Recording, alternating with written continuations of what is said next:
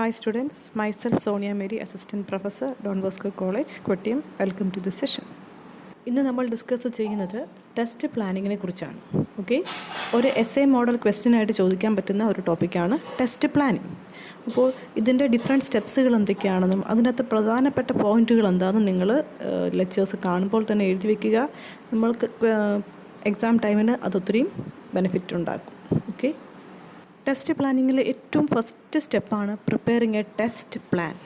നമ്മുടെ പ്രോജക്റ്റിന് ടെസ്റ്റിംഗ് നടത്താൻ വേണ്ടി നമ്മളൊരു നല്ല പ്ലാൻ സെറ്റ് ചെയ്യണം, അല്ലെങ്കിൽ പ്രിപ്പയർ ചെയ്യണം.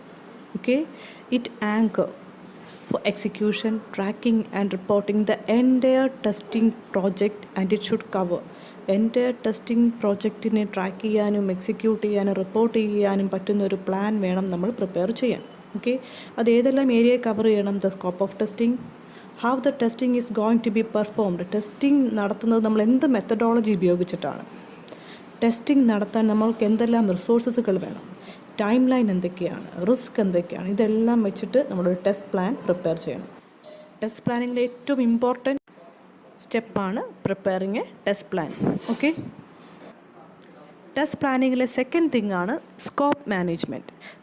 സ്കോപ്പ് മാനേജ്മെൻറ്റിൽ എന്തെല്ലാം കാര്യങ്ങൾ എന്തിനെ സംബന്ധിച്ചെന്നാണ് നമ്മൾ നോക്കുകയാണെങ്കിൽ, it entails understanding what consequence a release of a product, breaking down the release into features, prioritizing the features for testing, deciding which features will be tested and which will not be, gathering details to prepare for estimating the resources for testing.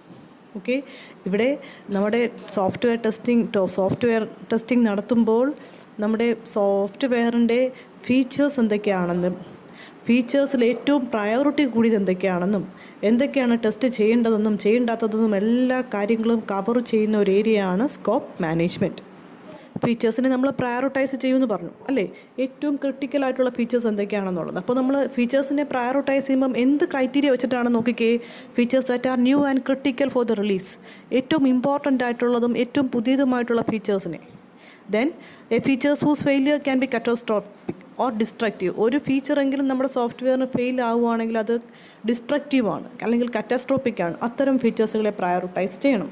Then third is features that are expected to be complex to test. Then the features which are extension of earlier feature that have been defect prone. നമ്മൾ earlier ഫീച്ചറിൽ ഉണ്ടായിരുന്നതായിരുന്നു, അത് defect prone ആയിരുന്നു. അത്തരം ഫീച്ചേഴ്സുകളെയും ഒക്കെ നമ്മളിവിടെ പ്രയോറിറ്റൈസിനകത്ത് ഇൻക്ലൂഡ് ചെയ്യണം. ഓക്കെ, ഇനി ടെസ്റ്റ് പ്ലാനിങ്ങിൽ third one, deciding test approach. അപ്പോൾ നമുക്കൊന്നുകൂടെ ചിന്തിക്കാം. ടെസ്റ്റ് പ്ലാനിങ്ങിലെ ഫസ്റ്റ് എന്തായിരുന്നു? Preparing test plan. Okay, then second എന്താണ്? Scope management. ഓക്കെ, ഏതൊക്കെ ഫീച്ചേഴ്സാണ് പ്രയോറിറ്റൈസ് ചെയ്യേണ്ടത്, എന്ത് ക്രൈറ്റീരിയ ആണെന്ന് നമ്മൾ സ്കോപ്പ് മാനേജ്മെൻറ്റിനകത്ത് നോക്കി. Then third one is deciding test approach. What type of testing would you use for testing the functionality. നമ്മുടെ പ്രോജക്റ്റിൻ്റെ അകത്ത് നമുക്ക് പല ഫീച്ചേഴ്സും ഫങ്ഷനാലിറ്റിയും വേണമെന്ന് പറഞ്ഞു. ആ ഫീച്ചേഴ്സും ഫങ്ഷനാലിറ്റിയും ഒക്കെ കറക്റ്റാണോ എന്ന് നമ്മൾ ടെസ്റ്റ് ചെയ്യാൻ വേണ്ടി എന്ത് തരത്തിലുള്ള ടെസ്റ്റിംഗാണ് നമ്മൾ ചൂസ് ചെയ്യുന്നത്? What are the configuration or scenarios for testing the features. എന്തെല്ലാം കോൺഫിഗറേഷൻസ് അല്ലെങ്കിൽ സിനാരിയോസ് ആണ് വേണ്ടത്? What integration testing would you do to ensure these features work together. നമ്മുടെ സോഫ്റ്റ്വെയറിന് ഒന്നിലധികം ഫീച്ചേഴ്സ് ഉണ്ടായിരുന്നു. ആ ഫീച്ചേഴ്സുകളെല്ലാം ഒരുമിച്ച് വർക്ക് ചെയ്യുന്നുണ്ടോ എന്ന് ഉറപ്പ് വരുത്താൻ വേണ്ടി നടത്തുന്ന ഇൻ്റഗ്രേഷൻ ടെസ്റ്റിംഗ് എന്താണ്? What integration testing you choose to ensure that the features work together. Okay, ഇങ്ങനെയുള്ള കാര്യങ്ങളെല്ലാം നമ്മൾ ഈ ടെസ്റ്റ് അപ്രോച്ചിൽ നമ്മൾ ഐഡൻറ്റിഫൈ ചെയ്യണം.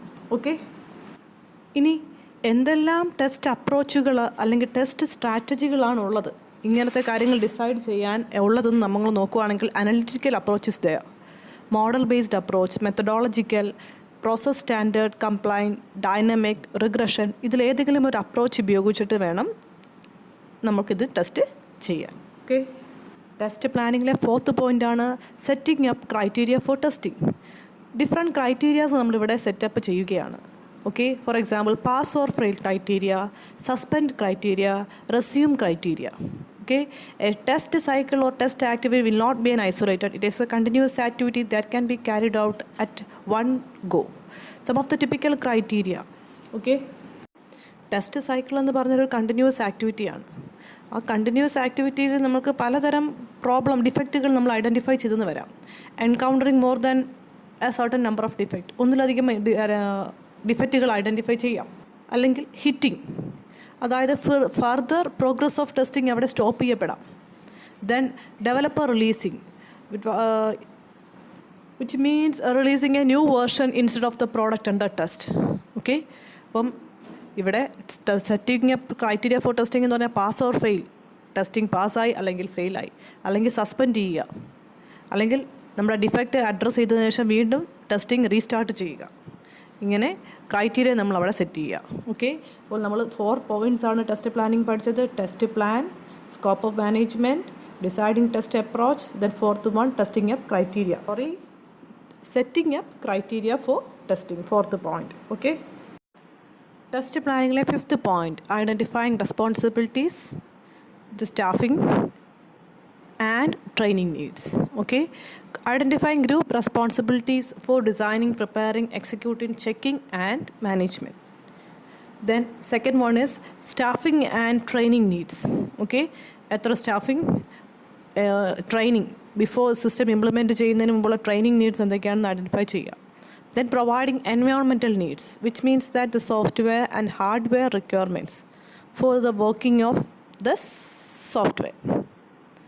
Address the aspects of test planning, that is who part of it. Okay, there are testing project require different people to play different role, so the different role definition should ensure clear accountability, clearly list the responsibilities for various function to various people, complement each other, supplement each other, and these are the different role to play. Okay, 6th point is resource requirement. Okay, project manager should provide estimate for the various hardware and software resource required, that is machine configuration, test automation tools, compiler, test data generator, different configuration for supporting the softwares, special requirement for running the machine intensive test. ഈ requirement testing നടത്താൻ വേണ്ടിയിട്ടുള്ള software റിക്വയർമെൻറ്റ്സിനെ കുറിച്ച് estimate ചെയ്യുക. Okay, then 7th one is test deliverables or the product of testing or the test outcomes.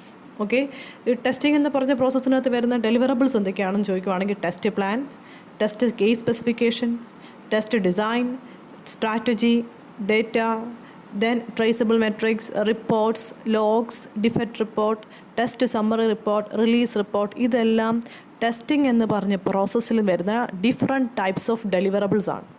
Okay, test പ്ലാനിങ്ങിലെ 8th point ആണ് testing task, that is different estimation for size and effort. Estimation can be classified into 3. Size estimation, which means the number of test cases, the number of test scenarios, the number of configuration to be tested. ഇതെല്ലാം അതിൻ്റെ size estimation ആയിട്ട് വരും. Then effort means the effort that is used in testing, which means productivity data, reuse opportunity, robustness of process, etc. comes under the effort estimation. Then schedule means timeline. Okay, dear students, നമ്മളിന്ന് പഠിച്ചത് ഏറ്റവും important ആയിട്ടുള്ള test പ്ലാനിങ്ങിൽ വരുന്ന different സ്റ്റെപ്സുകളുമാണ്.